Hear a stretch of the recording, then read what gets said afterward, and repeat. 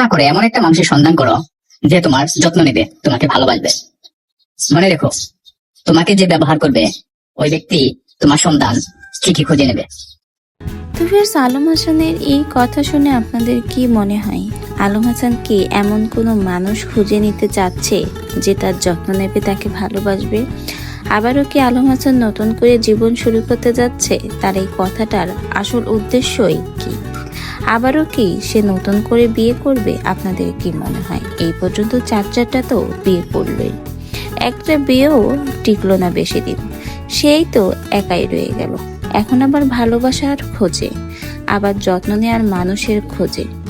বোঝাই যাচ্ছে আলম হাসান হয়তোবা বেশি দিন আর একা থাকবে না। আবারও হয়তো কাউকে তারে ছলে বলে কৌশলে সুন্দর মধুর কথা দিয়ে পটিয়ে আবারও হয়তো তার সংসারে নিয়ে আসবে। এখন দেখা যাক, দেখার পালা।